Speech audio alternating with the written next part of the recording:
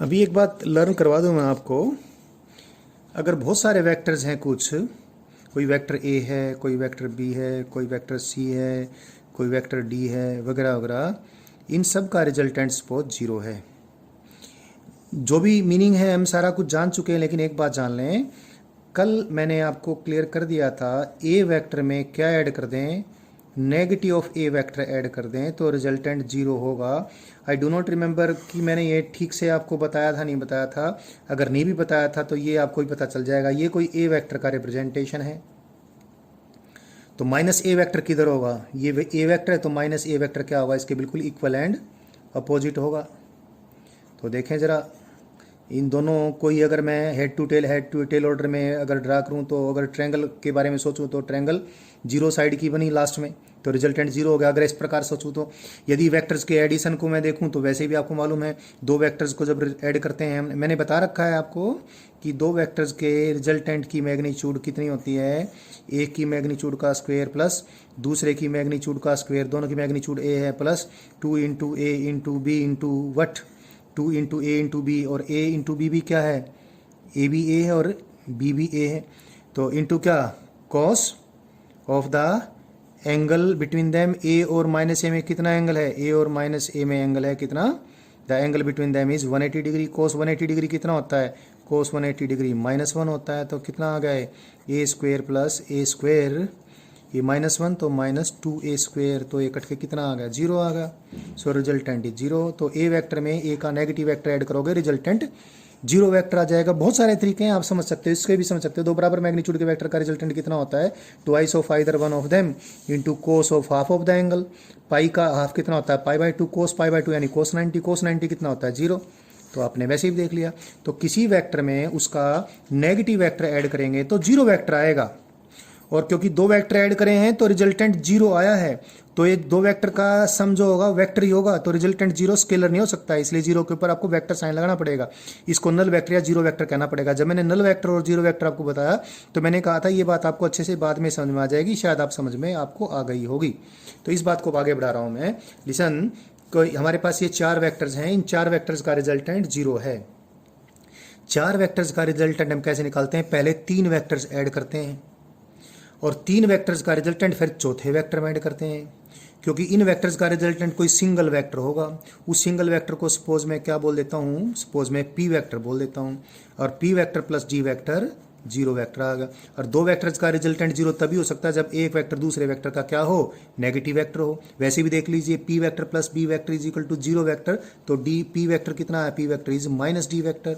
तो ये जो बात है, ये बात इंपॉर्टेंट है, बहुत इंपॉर्टेंट है, और बिल्कुल ओबियस जैसी बात भी लगती है बच्चों को, फिर भी मैं कोई बात नहीं छोड़ना चाहता।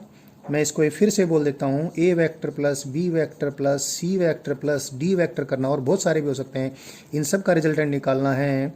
तो भैया तरीका क्या है, पहले इन तीन का रिजल्टेंट निकाल लेंगे, फिर उसको इसमें जोड़ देंगे और जो भी रिजल्टेंट वो आ जाएगा। अभी लिखूंगा रिजल्टेंट में, सपोज इनका रिजल्टेंट कुछ भी तो है, जो भी कुछ है वो है। और अभी इन तीन वेक्टर्स का रिजल्टेंट कितना है, सपोज इनका रिजल्टेंट पी वेक्टर है, तो पी प्लस डी वेक्टर बराबर है कितना, जो भी रिजल्टेंट आएगा, सपोज इनका रिजल्टेंट आर वेक्टर है तो इनका रिजल्टेंट वेक्टर क्या, आर। अगर आर जीरो है यानी क्या, कुछ वेक्टर्स का A vector B vector C vector D vector का रिजल्टेंट जीरो है, तो क्या आया, P vector plus D vector is zero vector. इसका मतलब P vector is minus D vector. या वैसे भी अभी मैंने बता दिया था कि इन सारे वेक्टर्स का रिजल्टेंट जो भी होगा, जब उसमें डी में जोड़ेंगे रिजल्टेंट जीरो तभी आ सकता है जब इन सारे वेक्टर्स का रिजल्टेंट इसके इक्वल एंड अपोजिट हो। बात ध्यान रखना है, ओबियस बात है, अक्सर हम इस प्रकार की बात बोलना भी भूल जाते हैं, और बच्चे कोई भी खास जरूरत नहीं रहती। जब कुछ वेक्टर्स जोड़ के जीरो रिजल्टेंट आया है तो ओबियसली उन कुछ वेक्टर्स में से बाकी सब वेक्टर्स का रिजल्टेंट किसी लास्ट वेक्टर के रिजल्ट के इक्वल एंड अपोजिट होगा, तो अल्टीमेटली रिजल्टेंट जीरो हो जाएगा। तो ये A vector plus B vector plus C vector क्या मिला, माइनस डी वेक्टर बनाएंगे, और ये डी वेक्टर है ही है, तो ये रिजल्टेंट जीरो हो सकता है। तो 10 वेक्टर आपने जोड़ दिए और 10 वेक्टर्स का अगर 10 वेक्टर्स आपने ऐड कर दिया और 10 वेक्टर्स का रिजल्टेंट यदि 0 है, तो उन 10 वेक्टर्स में कोई भी 9 वेक्टर्स आप ले लें, उन 9 वेक्टर्स का रिजल्टेंट होगा जो वो 10वें वेक्टर के इक्वलेंट अपोजिट होगा, तभी 10 वेक्टर्स का रिजल्टेंट 0 हो पाएगा। तो ये बात आपने, आसान बात है, लर्न आपने कर ली है। अब मैं इसको लर्निंग जो करवाया हूँ, धीरे धीरे अपनी वेक्टर्स की लर्निंग ठीक होती जा रही है। ये भी बहुत इंपॉर्टेंट चीज़ बताने लग रहा हूँ, वेरी इंपॉर्टेंट। ध्यान से आपने इसको लर्न कर लेना है। भाई 3 वेक्टर्स हैं, 3 वेक्टर्स का रिजल्टेंट 0 है। 3 वेक्टर्स को रिप्रेजेंट करने के लिए मैंने ये इस प्रकार की ये सीखें ले ली हैं। 3 वेक्टर्स हैं, 3 वेक्टर्स का रिजल्टेंट 0 है। तो 3 वेक्टर्स का रिजल्टेंट अगर 0 है तो 3 वेक्टर्स हमेशा एक प्लेन में होने चाहिए। देखो जरा, अगर मैं सपोज 3 वेक्टर का रिजल्टेंट 0 है और तीनों वेक्टर एक प्लेन में नहीं है, यहाँ पर 2 वेक्टर तो एक प्लेन में है, इस प्लेन ऑफ पेपर में, और तीसरा वेक्टर यहाँ से थोड़ा सा ऊपर उठा हुआ है। आई थिंक इस वीडियो में आपको ये ठीक से नज़र आ जाएगा जो मैंने चीज़ ली है ये। सो मेरे पास 3 वेक्टर हैं और ये 3 वेक्टर मैंने जानबूझ के एक ही प्लेन में नहीं लिए हैं। मैं, हो सकता है आपकी मेरे ख्याल से तो आपको ठीक दिखा होगा, फिर भी मुझे डाउट है, तो मैं 2 वेक्टर्स को तो ऐसे ड्रा कर दिया, ये कोई वेक्टर ए और ये वेक्टर बी, और तीसरा वेक्टर ए इधर है इस सीख के अलोंग, और ये तीनों वेक्टर्स अब को इनिशियल नहीं है ना, सॉरी को इनिशियल तो हैं, तीनों वेक्टर्स को प्लेनर नहीं हैं। तो मैं आपको ये बता दूं, अगर ये को प्लेनर नहीं है तो इनका रिजल्टेंट कभी 0 नहीं हो सकता है। कैसे? कारण आप जान लें, और कारण मैंने पहले बता भी दिया। 3 वेक्टर्स का अगर रिजल्टेंट 0 है तो इसका मतलब उनमें से कोई भी 2 वेक्टर्स का रिजल्टेंट तीसरे के इक्वलेंट अपोजिट होगा। जब जैसे मैंने अभी 10 का एग्जांपल दिया था, A vector plus B vector, suppose ये सी वेक्टर है, इन तीनों वेक्टर्स का रिजल्टेंट 0 जब हो सकता है जब ए और बी वेक्टर का रिजल्टेंट, जो कि सपोज ये है, ये जो रिजल्टेंट है ए और बी वेक्टर का, सपोज ये इधर है, तो ये रिजल्टेंट इसके इक्वलेंट अपोजिट होना चाहिए, तभी जाकर इन तीनों वेक्टर्स का रिजल्टेंट 0 बनेगा। अभी मैंने बताया था अगर 10 वेक्टर्स का रिजल्टेंट 0 है तो 10 में से कोई भी 9 छांट लें आप, उन 9 वेक्टर्स का रिजल्टेंट 10वें वेक्टर के इक्वलेंट अपोजिट होगा, तभी 10 वेक्टरों का रिजल्टेंट 0 होगा। तो ये 3 वेक्टर हैं, ए vector, B vector, C vector, तीनों का रिजल्टेंट 0 होने का मतलब क्या है? इन 3 वेक्टर्स में से 2 वेक्टर्स का रिजल्टेंट, जैसे मैंने ए और बी ले लिया, 2 वेक्टर्स का रिजल्टेंट ये रिजल्टेंट इस तीसरे वेक्टर के इक्वलेंट अपोजिट जब तक नहीं होता तब तक इनका रिजल्टेंट 0 हो ही नहीं सकता। और इन 2 वेक्टर्स का, किन्हीं भी 2 वेक्टर, सिर्फ 2 वेक्टर्स अगर हम लें, किन्हीं भी 2 वेक्टर्स का रिजल्टेंट तो उनके प्लेन में ही होगा, क्योंकि 2 वेक्टर्स का रिजल्टेंट पैरेललोग्राम लॉ के अनुसार या ट्रायंगल लॉ के अनुसार निकालेंगे तो एक प्लेनर आकृति बनेगी। तो ये बात सिंपल सी है, आपके दिमाग में वैसे भी है, फिर भी मैंने रिपीट कर दिया है। 2 वेक्टर्स का रिजल्टेंट तो उनके प्लेन में होगा ही होगा। ये वेक्टर ए है, ये वेक्टर बी है, इन दोनों का रिजल्टेंट तो ए और बी के प्लेन में है ही है। अब मेरे ख्याल से आपको दिखी, अगर मैं सीखें भी रख दूं तो भी आप समझ जाएंगे। ये वेक्टर ए था और ये वेक्टर बी था, और ये ए वेक्टर और बी वेक्टर का रिजल्टेंट है। ये क्योंकि बड़ा होगा तो मैंने इस प्रकार से इसको थोड़ा यूं आगे निशान भी लगा दिया है। ये क्या है? ये ए वेक्टर और बी वेक्टर का रिजल्टेंट है। ठीक है, ये ए वेक्टर और बी वेक्टर का रिजल्टेंट ले लिया, तो अब इनको कंसीडर नहीं करेंगे, खाली इसको कंसीडर करेंगे।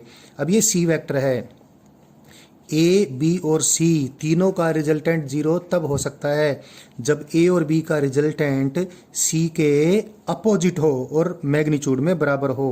लेकिन सी तो इधर है जी, सी का अपोजिट तो इस पेपर के अंदर घुस के नीचे की तरफ होगा। तो अगर सी इनके प्लेन में नहीं है तो ए और बी का रिजल्टेंट सी के इक्वलेंट अपोजिट नहीं हो सकता है। और देखो, अगर सी इनके प्लेन में हो जाता, देखो मैंने सी को बिछा दिया है ऐसे, अब सी वेक्टर भी ए वेक्टर और बी वेक्टर के प्लेन में ही हो गया है। तो ऐसी स्थिति में ए वेक्टर और बी वेक्टर का रिजल्टेंट ये सी वेक्टर के अपोजिट और मैग्नीट्यूड में बराबर भी हो सकता है। तो अब रिजल्टेंट इनका 0 हो सकता है, हो सकते हैं की बात बोली मैंने, यानी वो भी तब होगा जब इसकी मैग्नीट्यूड बराबर हो, डायरेक्शन तो अपोजिट होनी चाहिए।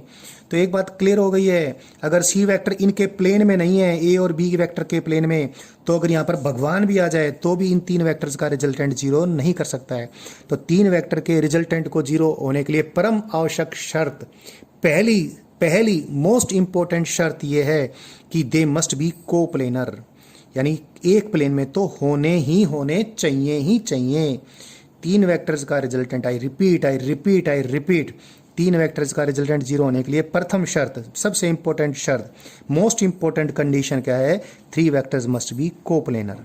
अगर कोप्लेनर नहीं है तो उनका रिजल्टेंट कभी जीरो हो ही नहीं सकता है। अब कोप्लेनर हो गए, यानी पहली शर्त तो हमने मान लीजिए वो ठीक है, तो तीन वेक्टर्स का रिजल्टेंट जीरो है तो कोप्लेनर तो हो गई, और कोप्लेनर हो गए तो उनको हेड टू टेल ऑर्डर में ड्रा करेंगे तो ट्रायंगल भी बनेगी। अगर ट्रायंगल नहीं बनेगी तो कोई ना कोई, अगर ट्रायंगल पूरी नहीं होती है जो कंप्लीटिंग साइड उनका रिजल्टेंट बना देगी। यानी कहने का अभिप्राय ये, अब सारी बात मैं करूं, तीन वेक्टर्स के बारे में बहुत बार हमारे पास नेचुरल प्रॉब्लम आएंगी। तो यदि तीन वेक्टर्स का रिजल्टेंट जीरो है तो नंबर एक condition, they must be coplanar, एक ही प्लेन में बिछे हुए होने चाहिए। दूसरी condition, when drawn in magnitude as well as in direction in head to tail order they make a triangle, वो क्या बनाए, एक ट्रायंगल बनाए। और क्योंकि ट्रायंगल एक हमेशा प्लेनर आकृति होती है तो अगर ट्रायंगल बोल दें तो पहले वाली कंडीशन फिर बोलने की जरूरत भी नहीं रहती, तो ट्रायंगल बोल दिया तो कोप्लेनर तो हो ही गए। इसलिए जो पिछले वीडियो से मैं बात बोलता आ रहा हूँ वो एक बार फिर क्लियर कर देता हूं कि तीन वेक्टर्स का यदि रिजल्टेंट जीरो है तो उन तीन वेक्टर्स को हेड टू टेल ऑर्डर में मैग्नीट्यूड एंड डायरेक्शन समेत एक ट्रायंगल की तीन साइड्स द्वारा हम रिप्रेजेंट करने में सफल होंगे ही होंगे। या उल्टी बात भी, यदि तीन वेक्टर्स को मैग्नीट्यूड एंड डायरेक्शन समेत किसी ट्रायंगल की तीन sides head to tail order में रिप्रेजेंट कर देती हैं तो उन तीन वेक्टर्स का रिजल्टेंट जीरो होगा ही होगा।